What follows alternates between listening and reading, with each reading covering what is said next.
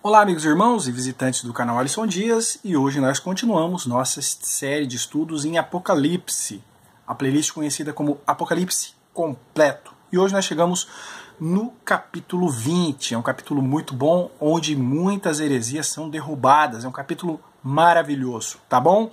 E vamos continuar seguindo a mesma linha de raciocínio que nós começamos o livro de Apocalipse, que usamos em toda a Bíblia. Vamos interpretar de forma literal, tá? Nós somos literal de Gênesis até Apocalipse. Tem muito pregador que diz que interpreta a Bíblia de forma literal, mas quando chega aqui ele parte para o alegórico. Então não se pode andar com o pé em duas canoas. Uma hora, cedo ou tarde, você vai cair. E também vamos continuar usando a nossa interpretação das profecias bíblicas, que é futurista. Então, nós acreditamos que o livro de Apocalipse, de 1 até 3, são coisas que aconteceram no passado, do 4 em diante, tudo é para o futuro. Então, nós vamos ver o que? Satanás aprisionado por 1000 anos, futuro, milênio, coisa para o futuro, julgamento final, futuro. Então, tudo aqui é para o futuro. Muitos dos preteristas que acreditam que os acontecimentos vêm acontecendo durante a história, quando chegam aqui, eles se embananam todos e as heresias deles caem. Os historicistas, pior, né? Eles vêm dizendo que acontecimentos durante a história e tal. Chega aqui, as heresias deles caem por terra. Então esse é um capítulo muito importante, certo? Vamos estudar o capítulo todo em 30 minutos, então vai ser resumido. Futuramente nós vamos fazer uma série detalhada sobre o milênio, para que tenhamos um estudo mais detalhado e rico. Isso fica para depois do término do estudo do livro de Apocalipse. Vamos lá então.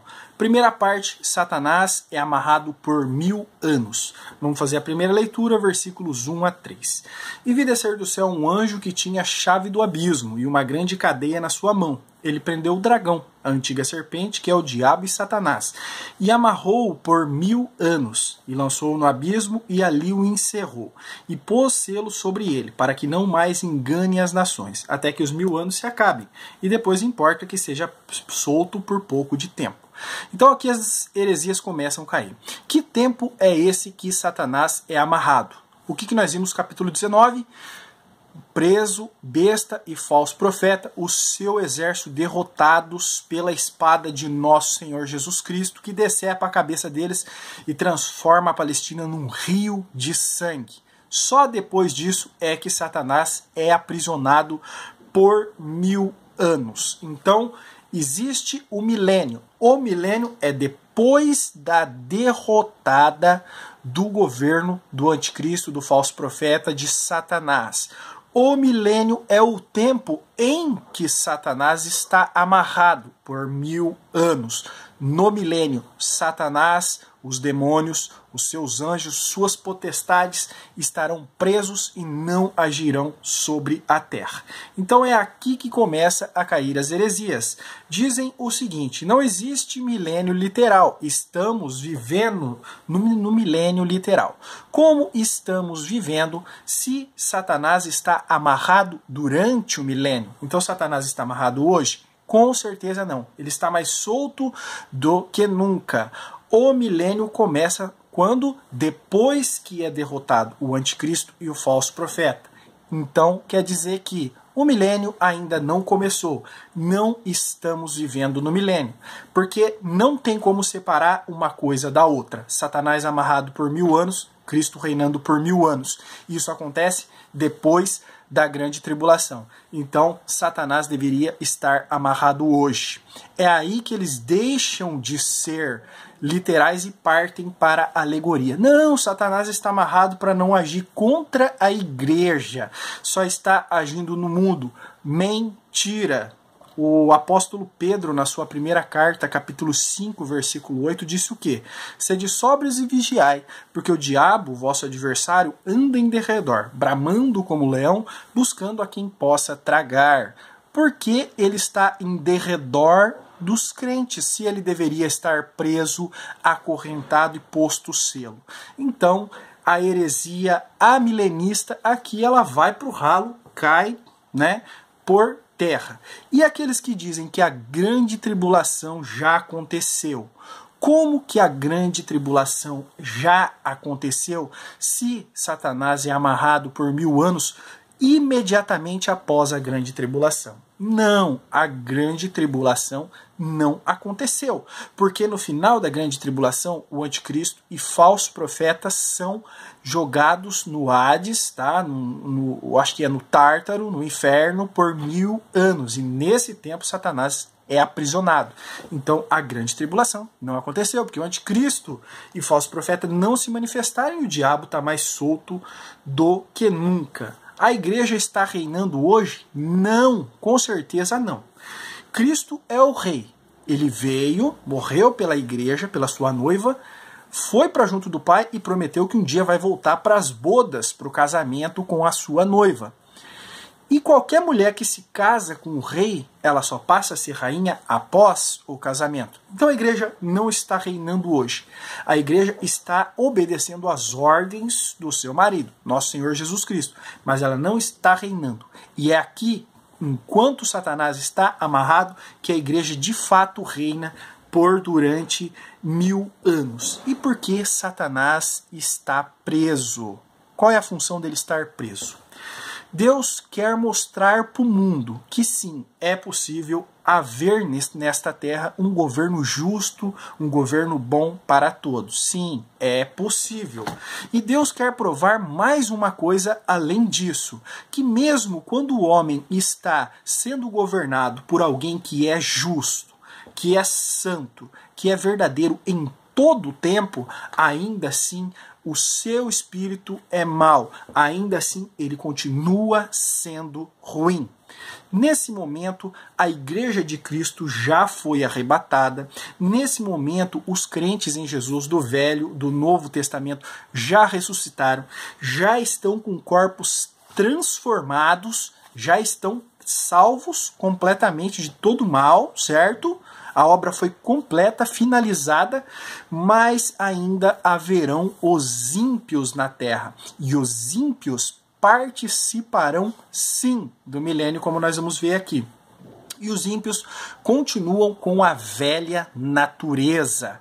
É por isso que Satanás é aprisionado por 1000 anos, para que o homem continue mostrando que é mal e para que o homem não tenha desculpas a dar. Ah, o diabo me tentou, como foi o caso de Eva. Ah, o diabo me tentou e eu comi. E Adão disse o quê? A minha mulher que o Senhor me deste, ela me deu e eu comi. É sempre a culpa dos outros. Aqui não tem desculpa.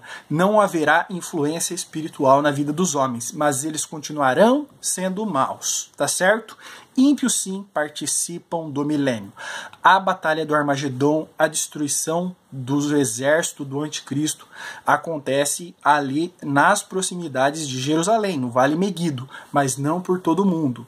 E nessa época os ímpios estarão espalhados por todo mundo e muitos deles sobreviverão e sim entrarão no milênio. Muito bem. Paulo ele conta sobre essa natureza caída e falida do homem, que nem sempre o mal que nós praticamos, que nós fazemos, é culpa de Satanás. Na maioria das vezes é culpa nossa mesmo. Romanos 7, 18 a 21, Paulo fala da própria natureza. Ele fala dele mesmo, mesmo depois de convertido, mesmo depois de servindo ao Senhor, transformados em um apóstolo de Cristo, ainda assim o mal habitava nele e ainda assim o mal agia dentro dele. Romanos 7, 18 a 21. Porque sei que em mim, isto é, na minha carne, não habita bem algum. E com efeito o querer está em mim, mas não consigo realizar o bem. Porque o que não faço, o bem que quero, mas o mal que não quero, esse faço. Ora, se eu faço o que não quero, já não faço eu, mas o pecado que habita em mim. Acho então em mim esta lei, que quando quero fazer o bem, o mal está comigo. E nesse tempo, ninguém poderá culpar Satanás. Aqui Paulo não culpa Satanás pelo mal que habita nele e o querer fazer o bem, não fazer, não desejar o mal e fazer o mal. Ele não culpa Satanás aqui. Ele diz que isso está nele, faz parte dele, está enraizado no corpo dele, na alma dele. É a natureza humana caída. E nesse tempo, Deus vai poder mostrar para o homem com todas as letras que vocês são maus, ainda que quando não podem ser tentados pelo maligno. Ainda assim, vocês são maus. Mas nós, os crentes em Cristo dessa época, já ressuscitados, não sofreremos influência do diabo nem quando ele estiver preso, nem quando estiver solto, porque a nossa natureza humana falida já terá experimentado o pó da terra, já terá sido sepultado o nosso corpo e nós ressuscitaremos em corpo incorruptível.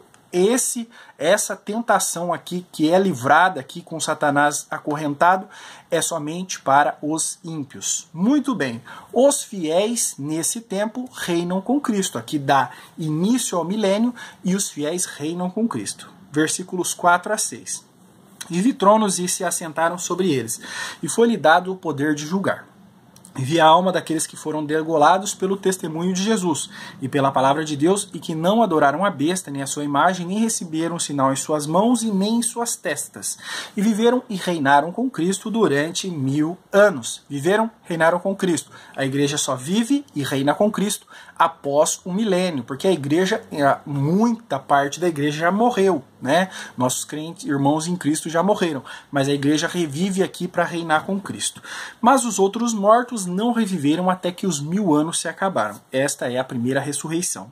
Bem-aventurado e santo aquele que tem parte na primeira ressurreição. Sobre estes não tem poder a segunda morte, mas serão sacerdotes de Deus e de Cristo e reinarão com eles durante 1000 anos. Então, enfim, a noiva, ela assume o seu papel de rainha. Lembrando que a noiva não são todos os salvos, como nós vimos nos estudos anteriores, mas aqueles que receberam o inteiro galardão, o maior prêmio de ser a noiva de Cristo. Então a noiva de Cristo estará reinando com Cristo lá em Jerusalém. Aqueles crentes que negaram tudo desse mundo para viver somente para Deus, de todas as épocas. Esses são a noiva, esses vão para casa com o noivo. O milênio é a lua de mel de Cristo com a sua igreja, tá? Tem o casamento, lua de mel. Esse é o momento de lua de mel, em que Cristo vai viver em intimidade com a sua noiva. E a intimidade maior serão para esses crentes que reinarão com Cristo. E o que nós vimos aqui no texto, que estes são aqueles que não aceitaram a marca da besta, que não amaram as suas vidas até a morte, que morreram sem negar o seu Senhor. Mas isso é um privilégio de poucos. Muitos crentes que vivem hoje no relaxo aí, muitos deles serão convidados para a festa das bodas, mas não vão participar ativamente do reino de Cristo, mas estarão aqui sendo governados pela igreja por Cristo durante o milênio e será uma bênção maravilhosa, tá? Fala também da primeira ressurreição. A primeira ressurreição é a ressurreição dos santos, aqueles que ressuscitam com um corpo incorruptível, ressuscitam para reinar com Cristo e para viver eternamente num reino de paz e prosperidade eternamente. Mas diz também aqui, né, que os outros mortos não reviveram até que os 1000 anos se acabem. É a segunda ressurreição. Essa segunda ressurreição é a ressurreição que eu não desejo para você e nem para ninguém. Porque a segunda ressurreição, ela não é para julgamento de oportunidade, um julgamento onde se tem a chance de ser salvo, como acreditam os católicos, que naquele dia talvez Maria interceda por eles e talvez eles possam ser salvos. Não, esse julgamento aqui é condenatório e sem chance de recurso. Hoje, nosso Senhor Jesus Cristo é nosso advogado. Ele advoga, ele defende a nossa causa. Nesse dia, ele será o justo juiz e não haverá advogado, não haverá parte de defesa. Aqueles que acordarem na segunda ressurreição serão julgados, mas para serem condenados e lançados no lago de fogo para sempre. E aqui nós vemos que os crentes que ressuscitaram, que negaram o governo do anticristo, eles reinaram com Cristo durante 1000 anos. Este é o período do milênio. Eu vou dar uma passada rápida porque eu já tenho 2 vídeos falando sobre o milênio. Vou deixar na descrição e depois que nós terminarmos a playlist Apocalipse completo, aí nós vamos fazer uma série de estudo só sobre o milênio. Então vai ser uma passada rápida. O milênio é o tempo em que Jesus, nosso Senhor Jesus Cristo, ele governa nessa terra aqui, nesse solo, e ele vai ser o rei único em todo o mundo. Esse é o tempo prometido aos israelitas, aos judeus, de paz e de prosperidade de Israel, em que Israel será a estrela mais brilhante durante todo o mundo, em que Israel terá o destaque máximo entre as nações, coisa que nunca aconteceu, chegou muito perto no reinado davídico. E esse aqui é o descendente de Davi que reina em Jerusalém, nosso Senhor Jesus Cristo. E aqui se cumprirão as promessas feitas a Israel, de que Jerusalém, de lá sairia a lei para todas as nações e que ali seria o destaque maior, o sol que brilharia entre todas as nações. É o cumprimento dessa profecia. Então, nosso Senhor Jesus Cristo, ele reina fisicamente aqui na terra, reina em Jerusalém, não na Nova Jerusalém. Espere pelos próximos estudos. Nesse tempo, Jesus reina dentro do Templo de Salomão, que será reconstruído, e não na Nova Jerusalém. Muito bem. A noiva reina com Cristo, como nós vimos no versículo 4. Os crentes em Jesus reinarão com Cristo. Aqueles que foram fiéis, verdadeiramente fiéis, terão seus cargos nesse governo maravilhoso e reinarão com o Rei dos Reis, Senhor dos Senhores, e também teremos autoridade, como nós vimos no versículo 4. Esse será um tempo de prosperidade ímpar sobre a terra. Tudo será modificado, não é simplesmente o sistema de governo, o sistema político que vai ser modificado, mas toda a terra será transformada. Novos céus, nova terra. A natureza será mudada, a natureza como a gente conhece hoje, rios, árvores, flores, vegetação, plantações, tudo isso será mudado, será algo lindo e maravilhoso. Isaías 35, 1 e 2 diz: o deserto e a terra sedenta se regozijarão, o ermo exultará e florescerá, como o narciso florescerá abundantemente. E também exultará de júbilo e romperá em cânticos. Dar-se-lhe-á a glória do Líbano, a excelência do Carmelo e Saron. Eles verão a glória do Senhor, a majestade do nosso Deus. A vegetação será linda, livre de pragas, tanto de pragas vegetais como pragas de insetos. O campo produzirá abundantemente. Até mesmo o Mar Morto, ali próximo a Jerusalém, que hoje não abriga vida alguma, será um rio de água doce e cristalina. Já fiz um vídeo sobre o Mar Morto, deixarei aí para você também na descrição. Não só a natureza de vegetação, não só a vegetação será modificada, como também será modificada a natureza dos animais, tá? Isaías 11, 7 e 8 diz que a vaca e a ursa pastarão juntas, seus filhos se deitarão juntos e o leão comerá palha como o boi, e brincará a criança de peito sobre a toca da áspide, da serpente, e a desmamada colocará sua mão na cova do basilisco. Nós vemos aqui vaca e ursa pastando juntas. Vaca é herbívora, a ursa é carnívora, mas elas comerão juntas. E nós vemos aqui a ursa que é predador da vaca, vivendo em paz e harmonia. Vemos aqui uma criança de peito, um bebezinho, colocando a sua mão na toca de uma cobra. Nenhum mal fará a ela. E também mexerá com animais peçonhentos e nem por isso será uma criança de colo, será danificada nesse tempo. Então nós vemos que a natureza dos animais será transformada. Nós viveremos em harmonia com os animais, sem temer os animais e sem que nada possa prejudicar aí a nossa integridade física, e os animais viverão soltos em paz e harmonia com os homens. Veja que governo maravilhoso.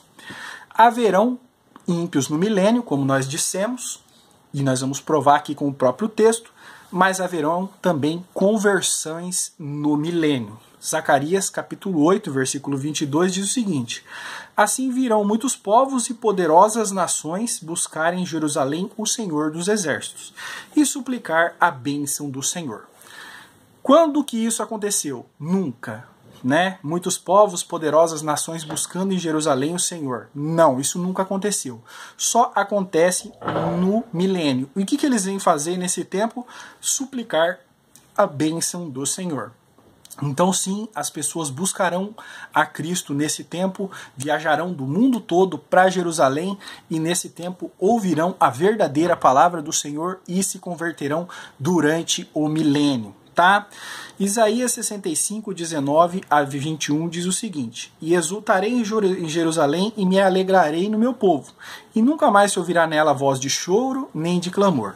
Não haverá mais nela criança de poucos dias, nem velho que não cumpra os seus dias, porque o menino morrerá de 100 anos, mas porém o pecador de 100 anos será amaldiçoado. E edificarão casas e as habitarão e plantarão vinhas e comerão o seu fruto. Nós vemos aqui meninos vivendo até 100 anos e homens velhos morrendo. Onde? Em Jerusalém, certo? Então, no tempo do milênio, sim, os ímpios estarão. Os ímpios que aceitarem a palavra de Deus, os ímpios que renegarem a sua natureza caída e pecaminosa, estes viverão muitos dias. Estes serão abençoados, porém os rebeldes durante o milênio terão vida curta, né? O seu corpo não vai suportar viver no pecado e também haverão leis rigorosas, como nós vimos no capítulo 19, Jesus ele reinará com cetro de ferro, com vara de ferro. Vai ser um governo justo e vai ser um governo que vai buscar a justiça, que vai aplicar a lei e a autoridade. E aqueles que viverem na prática de crimes, na desobediência, esses morrerão cedo. Se há morte no milênio, quer dizer que há ímpios no milênio, porque os crentes em Cristo já estarão transformados e não poderão morrer mais. Não haverão mais guerras, será um tempo de paz no mundo. O mundo hoje busca paz, mas o mundo nunca conheceu a verdadeira paz. É por isso que Cristo precisa reinar sobre o mundo, sobre justos e sobre ímpios, para que eles vejam o que é a verdadeira paz, como nosso Senhor Jesus Cristo disse uma vez: a minha paz vos deixo, a minha paz vos dou, não como o mundo te dá. Então aqui nós veremos a verdadeira paz. Isaías capítulo 2, versículos 3 e 4. Irão muitos povos e dirão: vinde, subamos ao monte do Senhor, à casa do Deus de Jacó, para que nos ensine os seus caminhos e andemos nas suas veredas, porque de Sião sairá a lei e de Jerusalém a palavra do Senhor. Ele julgará entre as nações e repreenderá muitos povos. Estes converterão suas espadas em enxadões e suas lanças em foice. Uma nação não levantará espada contra a outra nação, nem aprenderão mais a guerrear. Um tempo de paz e prosperidade. Então nós vimos a natureza transformada, nós vimos os crentes que confiaram em Cristo reinando com Ele, nós vimos a natureza dos animais modificada, nós vemos a harmonia no mundo, paz e as guerras se acabando. Mas nem assim o homem ainda quis servir a Deus. Nós vimos que o mal habita no homem. E o mal estava ali incubado dentro do corpo dos homens durante o milênio, que viram toda a prosperidade, toda a justiça, toda a paz que Cristo ofereceu durante esses 1000 anos de governo. Ainda assim seus corações estavam endurecidos. Nesse momento, acabados 1000 anos, Satanás é solto e ele sai para enganar as nações. É por isso que é necessário que hajam ímpios durante o milênio, porque os crentes em Cristo já ressuscitados, eles não podem mais perder sua salvação, eles não podem mais se corromper. Então se o milênio é formado somente de justos, quem é que Satanás vai enganar? Satanás engana os ímpios que atravessam o milênio. Versículos 7 a 10. E acabando-se os 1000 anos, Satanás será solto da sua prisão e sairá enganar as nações que estão sobre os 4 cantos da terra, Gog e Magog, cujo número é a areia do mar, para as ajuntar em batalha. E subiram sobre a largura da terra e cercaram o arraial dos santos e a cidade amada. E de Deus desceu fogo do céu e os devorou. E o diabo que os enganava foi lançado no lago de fogo e enxofre, onde está a besta e o falso profeta. E de dia e de noite serão atormentados para todo o sempre. Essa batalha aqui não é a batalha do Armagedon. A batalha do Armagedon já aconteceu com Cristo, com a sua roupa suja de sangue, de decepar a cabeça dos inimigos. Esta batalha aqui não tem luta, não tem guerra. Simplesmente desce fogo do céu e consome a todos. Esse aqui é o fogo consumidor da ira de Deus, final e para sempre. Mas heresias aqui são destronadas, né? Porque depois do milênio, Satanás é solto e preso para sempre. Se o milênio está acontecendo, como é que Satanás vai ser solto durante a grande tribulação e vai viver algum tempo ainda fazendo suas maldades?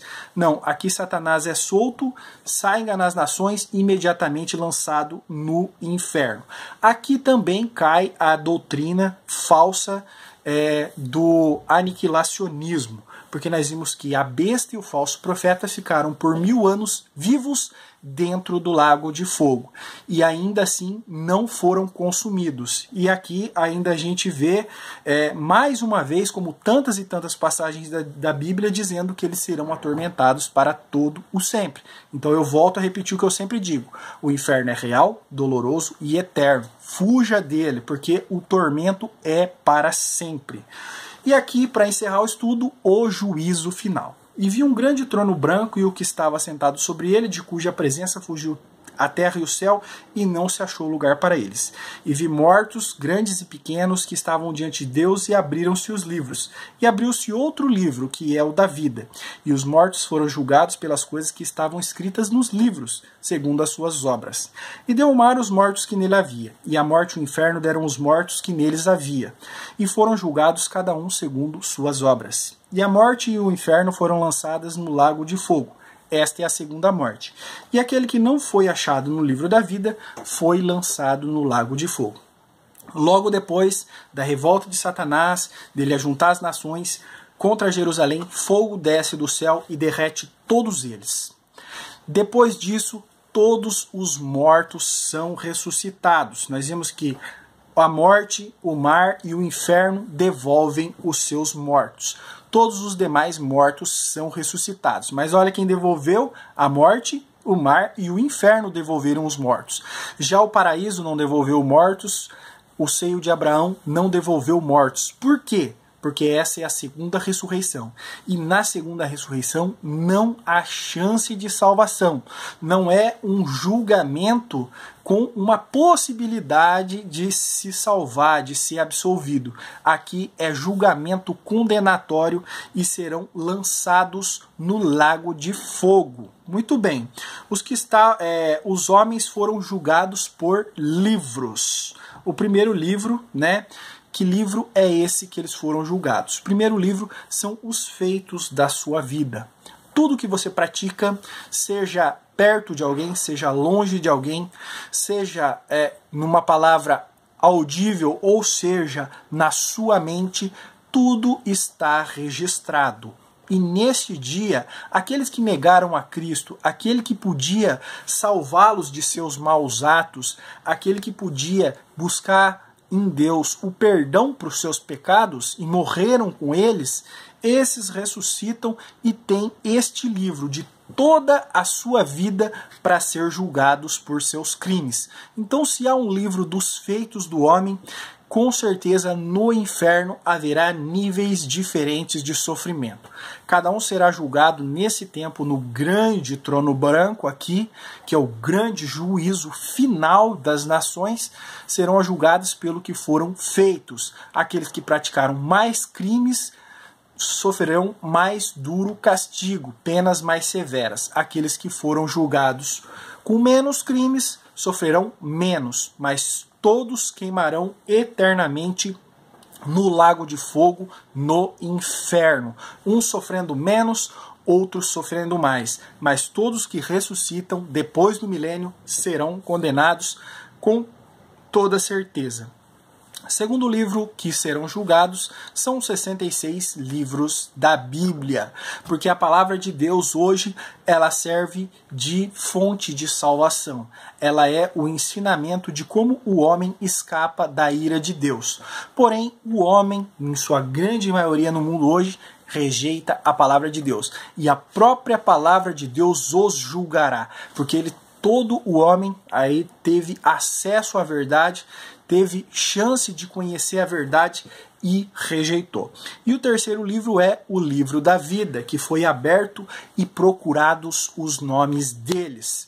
Esse dia os falsos religiosos serão aí destronados. Pastores, né, aqueles que se dizem apóstolos, bispos, líderes de grandes denominações dirão: Senhor, em teu nome nós profetizamos. Senhor, em teu nome eu fiz grandes milagres. Ah, é? Eu vivi minha vida numa denominação religiosa, eu vivi a minha vida pregando, fazendo aquilo que estava escrito na sua palavra. Então será procurado o nome dele no livro da vida. E se não for encontrado, com certeza nessa época não será encontrado, ele será condenado. Então esse é o estudo do capítulo 20. Prometo ainda fazer mais um estudo sobre o milênio, um estudo melhor sobre o juízo final, está na descrição de um vídeo que eu já fiz. Agradeço você que assistiu o vídeo até aqui e até o próximo estudo.